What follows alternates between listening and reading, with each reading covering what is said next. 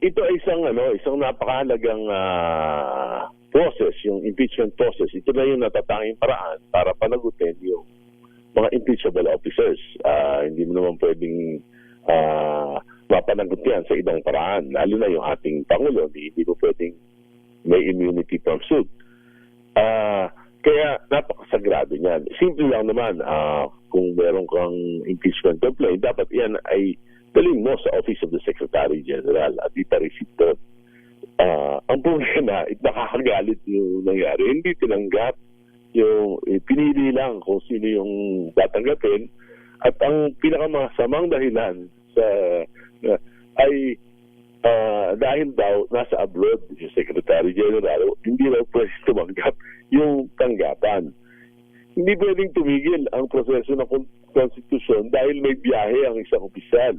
Hindi pwedeng ma-freeze ang impeachment dahil wala si Secretary General Jarapil. Ang tungkulin ng Office of the Secretary General na tumanggap ng impeachment complaint ay ministerial. Walang discretion, walang screening, walang ayaw namin na tumanggap. Dapat tanggapin mo, period.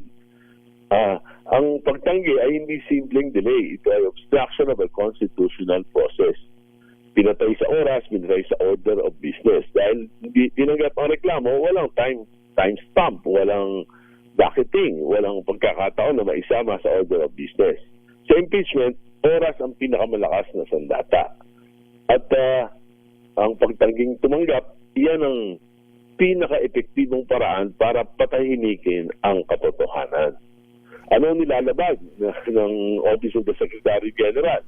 Constitutional, nilalabag nito ang Article 11 ng ating Constitution. Walang opisina ng Kamara ang may kapangyarihang harangan ang karapatan ng mamamayan sa pamamagitan ng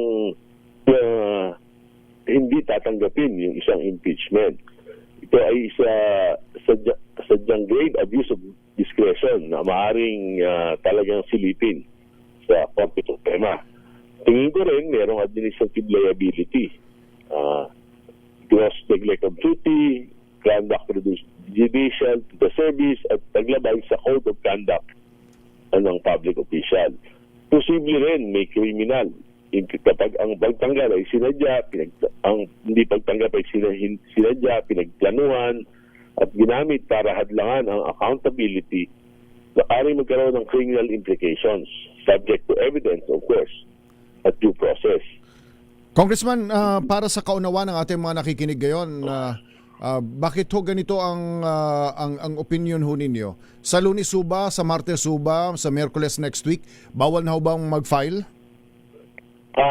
Hindi pa naman. Pero once na sa Lunes ma-include sa order of business, madala ito sa Committee on Rules at ito ay i-refer sa Committee on Justice, wala nang ibang pwede na isampa for 1 year. Kasi may 1 year bar rule. So, dapat ang ginawa nito, tinanggap lang ito, pinadala sa Office of the Speaker, parang Speaker naman, ay maisama ito sa order of business. Alright. Last point. Ang magiging implication, yung unang reklamo mahina, 15 pages, binadali, para lang may file. At nakita ko nga nabasa ko yung impeachment, parang basura lang. Itong mga sumunod na reklamo ng Bayan, yung Makabayan Black, at yung mga pro-Duterte groups, talagang pinagandaan nila, nakita ko yung mga halos isang maleta o parang nagigit pa yung kanilang mga ebidensya, gano'n din yung both, ano.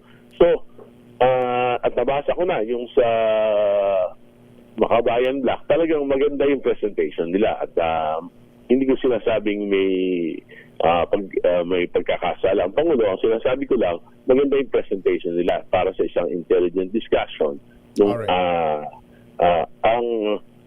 Kaya nga, sa tingin ko, kung hindi matatanggap ito mga pinag-aralan at ang tatanggapin lang yung basura, ano yan, constitutional sabotage.